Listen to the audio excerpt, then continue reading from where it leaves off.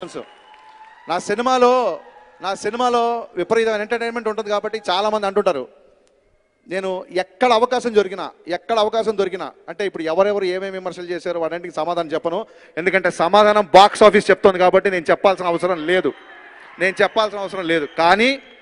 కానీ కొంతమందికి ఇప్పుడు చాలామంది అంటే ఇది టెలికాస్ట్ అవుతుంది కాబట్టి కొంతమందికి నేను సంజయ్ ఇచ్చుకున్న సమాధానం కాదు. కొంతమంది కొన్ని రకాల విమర్శలు చేశారు. అవన్నీ చెప్తే ఇప్పుడు టైం అయిపోతుంది. చాలామంది మాట్లాడాలి. ఇంకా నెక్స్ట్ హీరో గారు మాట్లాడాలి. విపరీతమైన పంచ్ డైలాగులు, కామెడీ ఉంటుంది. కొంచెం యూత్ మసాలా డైలాగులు రాస్తాడు ఇతను. పైకేమో మొన్న మైక్ పట్టుకొని సంస్కారం, నేను బ్రాహ్మణ్, అది 100 మాట్లాడని చాలామంది అన్నారు.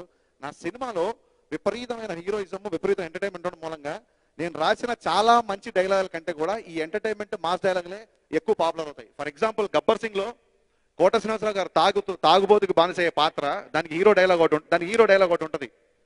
ఎప్పుడన్నా తాగితే ఆనందం, అప్పుడప్పుడు తాగితే అలవాటు, రోజు తాగితే రోగం. ఇది నేను తాగుడు వ్యసనాల గురించి చెప్పిన డైలాగ్.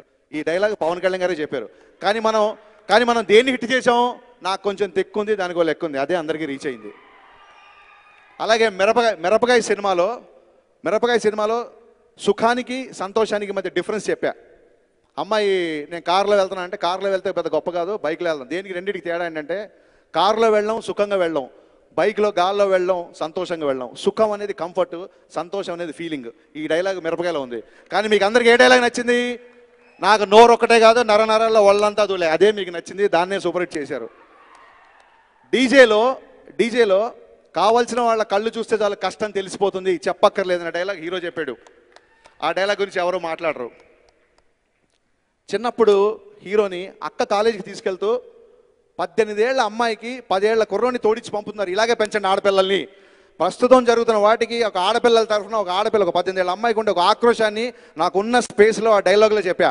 ఆ డైలాగ్ ఎవరు వినరు, ఒకళ్ళు విన్నా సరే దాన్ని పక్కన పెడతారు. 18 ఏళ్ళ అమ్మాయికి మనం 10 ఏళ్ళ అబ్బాయిని తోడిస్తాం అంటే మగవాళ్ళని ఆడవాళ్ళని సమానంగా పెంచండి అని గొంతు చించుకొని ఈ సినిమాలో చెప్పా నేను. దాన్ని ఎవరు మీరు వినలేదు.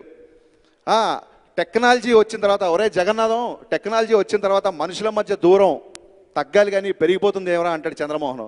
ఆ డైలాగ్ గురించి ఎవరు మాట్లాడరు. ఎందుకంటే ఇలాగ మాట్లాడే వాళ్ళ గురించి ఆ సినిమాలో కూడా డైలాగ్ చెప్పాను. కూతుర్ని కోడల్ని ఒకేలాగా చూడండి. మీరు అత్తమామలుగా చూసినంత కాలం ఆ అమ్మాయి మీకు కోడల్లా కనబడుద్ది. మీరు కనుక అమ్మ నాన్నలుగా చూస్తే అమ్మాయి మీకు కూతురుగా కనబడుద్ది అని ఈ సినిమాలో చెప్పా. ఈ డైలాగ్ గురించి ఎవరు మాట్లాడరు. పబ్బుల్లో వాయించే డీజే కాదురా పగిలిపోయారు. ఎస్, ఈ డైలాగ్ కూడా కావాలి. నేను చెప్పదలుచుకుంది ఏంటంటే ఈ డైలాగ్ కూడా కావాలి. ఇప్పుడు ఎన్ఆర్ఐలు అందరూ నేను చెప్పిన డైలాగులన్నీ నాకు ఫోన్లు చేసి చెప్తున్నారు, సార్ ఇలాంటి డైలాగులు ఫర్దర్గా కంటిన్యూ చేయండి. ఈ సినిమాలో పంచ్ డైలాగులు ఎంటర్టైన్మెంట్ పక్కన పెడితే ఈ డైలాగ్ నాకు విపరీతమైన పేరు వచ్చింది. ఎన్ఆర్ఐలో నుంచి ఈ ఫోన్ వచ్చింది, ఏలూరు నుంచి భయ్యా పబ్బుల్లో వాయించే డీజే గారు డైలాగ్ అదిరిపోయిందా అంది. సో ఒక రైటర్గా ఉండే లిమిటేషన్స్ కాకుండా ఒక రైటర్ అనేవాడు అక్కడ ఎన్ఆర్ఐని సాటిస్ఫై చేయాలి, ఇక్కడ ఏలూరులో ఉండే మాస్ ప్రేక్షకులు ఉండే సాటిస్ఫై చేయాలి. మనం సూపర్ బజార్కి వెళ్తాం, గుడ్లు కొనుక్కునే వాళ్ళు గుడ్లు కొంటారు, పండ్లు కొనుక్కునే వాళ్ళు పండ్లు కొనుక్కుంటారు. ఎవరికి ఏది నచ్చితే తీసుకొని పోతారు. కానీ గుడ్లు పండ్లు రెండు అమ్మాల్సిన బాధ్యత ఆ సూపర్ బజార్ వ్యక్తికి ఉండి తీరుతుంది.